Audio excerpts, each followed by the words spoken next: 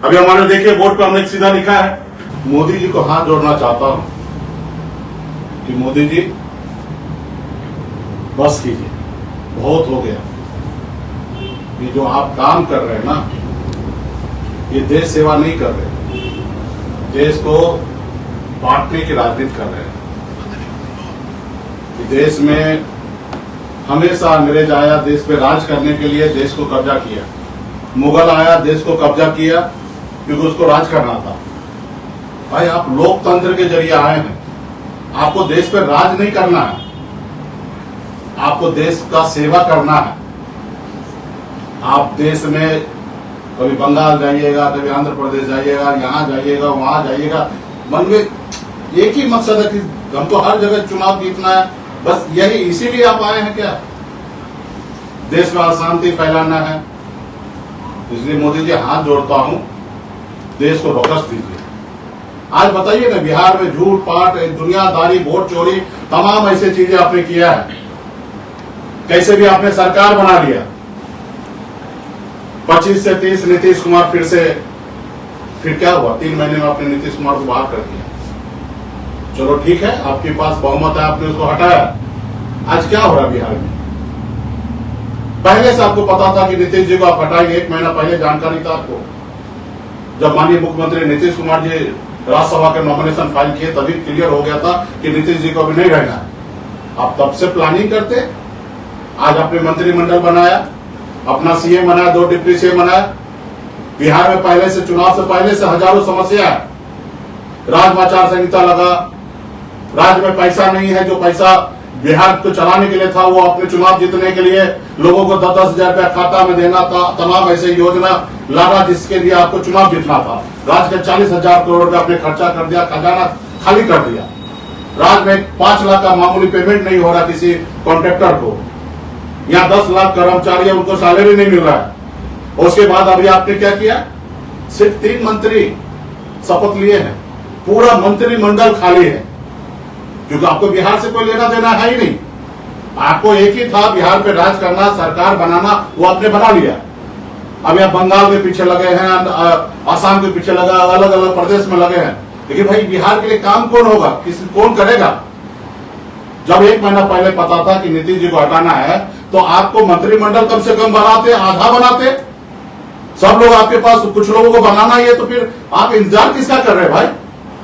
इससे पूरा बिहार का काम जो है अर्थव्यस्त हो चुका है, किसी का काम नहीं हो रहा।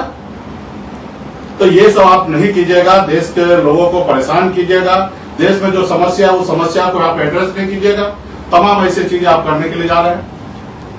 तब हम देख रहे थे आपने पार्लियामेंट में किस तरीके से आप महिला के ऊपर आप ये कर रहे हैं। अरे भाई, 2023 में मोदी जी महिला बिल पास हुआ है, और उस समय में आपके मीडिया जितना था, मोदी जी छक्का मारा, मोदी जी महान है, मोदी जी तुझसे ग्रेट हो, जो काम किसी ने नहीं किया वो आपने किया। कितना वाहवाही लिया आपने, सब सम्मति से आपने पास किया। 33% महिला को आरक्षण देने की आपने बात किया, 23 में उसके नाम पे 24 में आपने वोट ले लिया। और आज आपको करना है, आप नहीं कर रहे हैं। दरअसल भारतीय जनता पार्टी का कभी भी मंशा क्लियर नहीं है कि महिला को सम्मान देने का। आप कल आपने महिला बिल लाए नहीं, और दुनिया में चला रहे हैं कि महिला बिल के विरोधी है। आप प्रसिमन बिल लाए, संशोधन ला रहे हैं, जो 2023 में जो कानून बन चुका है उसके ऊपर आपको काम करना है, वो काम नहीं करेंगे। दरअसल मैं आप लोगों को बता दूं, ये महिला बिल नहीं, ये पुरुष बिल लाए हैं। उनको पता है कि अगर मोदी जी कर देते, 543 सांसद में से 33% अगर वो आरक्षण महिला को कर देते, तो इनके बहुत सारे सांसद जो है ना घर बैठ जाएंगे। और इसके लिए उन्होंने एक नई रणनीति बनाना, क्योंकि उनको देना भी नहीं है। अभी हमारे देखिए बोर्ड पे हमने सीधा लिखा है, 543 अभी प्रेजेंट में सांसद है, उसमें से अगर 33% अगर करते थे 179 सांसद महिला होंगे और 364 पुरुष होंगे।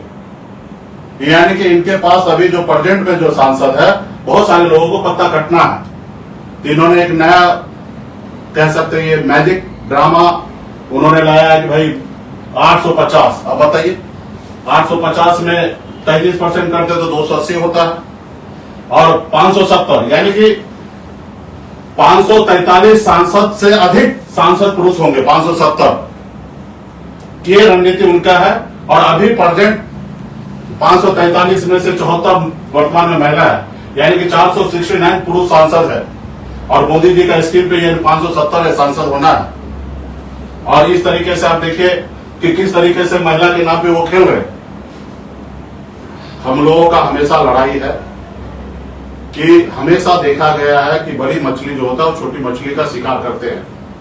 हम लोगों ने हमेशा लालू प्रसाद यादव जी, मुलायम सिंह, जितने भी समाजवादी नेता हमेशा लड़ाई लड़ते रहा कि अगर महिला के लिए सीट आप रिजर्व कर रहे हैं तो उसमें हम कोटा में कोटा लागू कीजिए, ताकि SC ST OBC का महिला भी सांसद बन सके।